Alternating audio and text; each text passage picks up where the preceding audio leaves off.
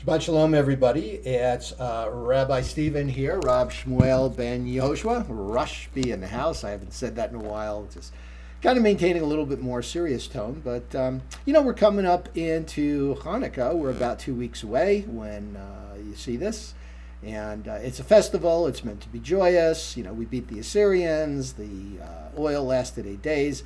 So it's just kind of a nice thing. And, of course, we'll be having a little event, a Hanukkah event, Saturday, December 12th at, we'll start about 6. We'll have some music. We'll have some instruments accompanying. We'll do a group, we'll do Havdalah. We'll light our menorahs and, we'll tell some stories, and it's going to be fun. So before we get to this week's portion, a couple of announcements.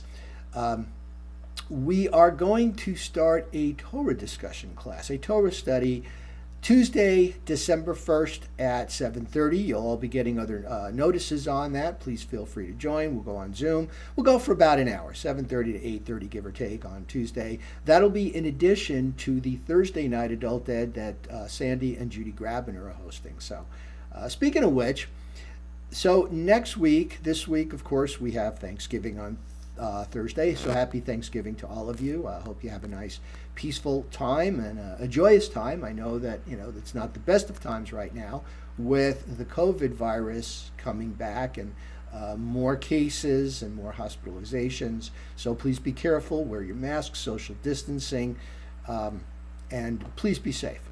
So the following week for that Thursday adult ed, we'll also be talking about Hanukkah. Maybe we'll sing some songs too as we talk about it. Get a little bit of joy in there too. So, all right. So this week we are continuing with our story of Judaism. That's really kind of what the Torah is. Historically, not so much because it jumps around a little bit. You have flash forwards, flashbacks, and it's not the chronology is not linear. It goes back and forth in certain places. Most sages will agree that the Torah really is a history and a recounting of the beginning of Judaism, of the establishment of the presence of the one God, Hashem, on this planet with our people, the human race. That's our people. And we Jews, there's some controversy about us being the chosen people. Why did God pick us? Are we better than everybody? That's not what it means. It's not what it was ever meant to be, that we're better than anybody. We have rather a responsibility. And the reason we're chosen is because Hashem came to Moses and said, I have these commandments and I have this morality for you folks. And the people said, we will do and we will hear. They agreed to it even before they heard the terms. Now that's trust and that's faith. That's how we earned God's trust to be the people that deliver the message. Message is the same for everybody, but being the messengers, we're held to a higher standard.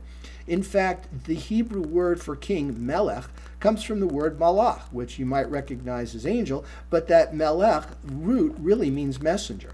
So it's the idea is of conveying a message. And that message is order, that message is righteousness, tzaddik, and that's kind of how we do it. So continuing with this, we've been introduced to Abraham and Isaac, and now Jacob, the third of the patriarchs.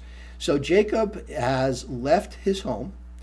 He's afraid for Esau on the pretense that he supposedly stole his birthright, which he did not. It was an agreement. Esau agreed for a pot of lentils. That's what it meant to him.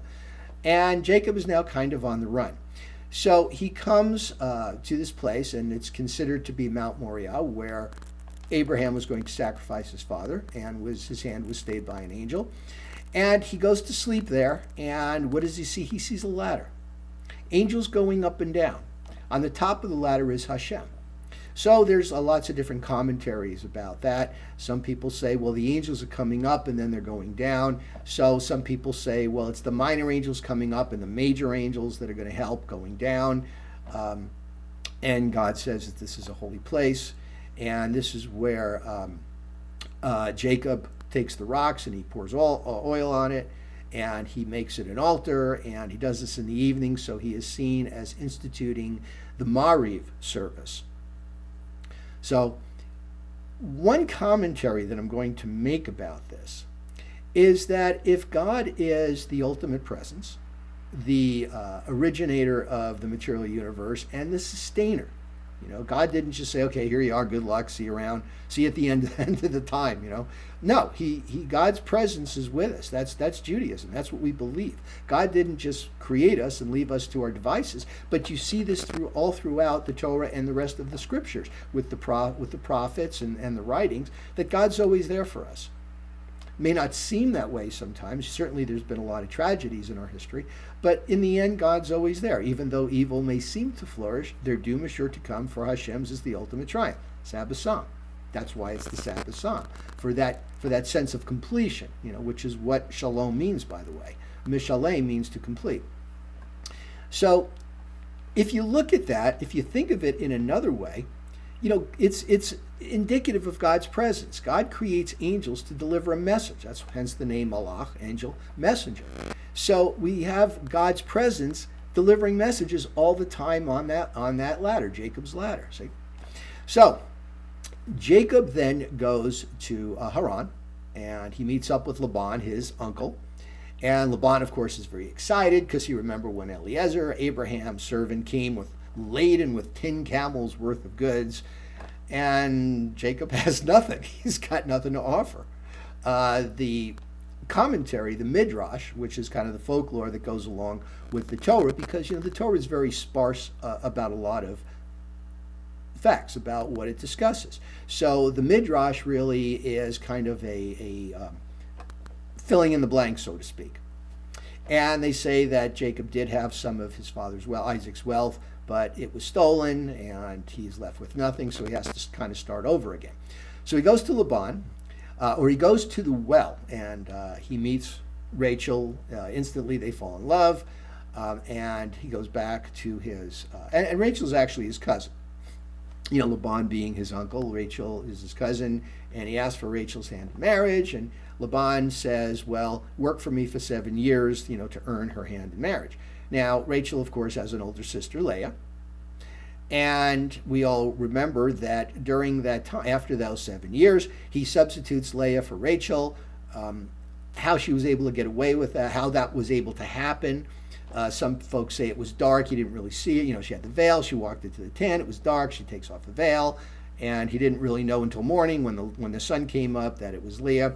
On the other hand, some people say that Jacob and Rachel knew full well that Laban was kind of a rogue, kind of I forget the word, but he was mendacious, not really forthcoming, and that he was going to pull something, so they had a little code word. And Rachel told Leah the code word, so they all kind of knew what they were getting into. So, of course, then Jacob goes to Laban and says, wait a minute, this isn't what we agreed. Laban says, well, unfortunately, my hands are tied. The people, all these people, the older daughter gets married before any of the younger ones, so my hands were tied. Sure they were. But do your week of consummating your relationship with Leah as your wife, and then you can have Rachel. So he does that for a week, and then he gets Rachel, and the other agreement is now we need another 7 years for Rachel. So Laban was obviously taking advantage of the situation. So after the 14 years are up, Jacob's ready to go, and Laban's well, wait a minute, why don't you just stay a little bit longer? Because Laban was not that great of a business person. Jacob comes along, and all of a sudden his flocks and his wealth start to increase. And Laban sees that he's got a really good thing going, doesn't want to release it. So Jacob says, okay, I'll work for you another 6 years, and I will increase your flocks as I've done, but I want to leave with some wealth myself. So they make this agreement about spotted and ringed and freckled sheep and goats. He can have those. Jacob arranges with this elaborate scheme with rods peeling them off so that, the process is a little bit too involved to go in this thing, but let's just suffice it to say that all the odd-looking herd multiplied, whereas the plain, the unit, the one colored, just kind of stayed the way they are. So, but Laban still increased.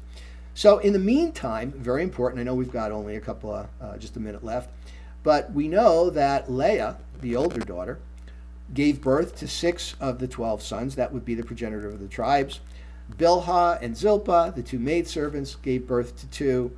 Rachel gave birth to Joseph. She has not yet given birth to Benjamin. She also had the daughter Dinah. And Jacob, of course, at the end of the 20 years, wants to leave and start his own family, which is pretty much what he does. Now, pretty soon, Jacob is going to be renamed Israel. That's his spiritual self. Same person. He's got a physical self and a spiritual self.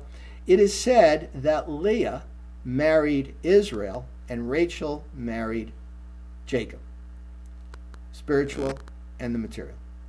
I'll leave it with that. Shabbat Shalom. Have a great Thanksgiving. My door's open. If you need anything, let me know.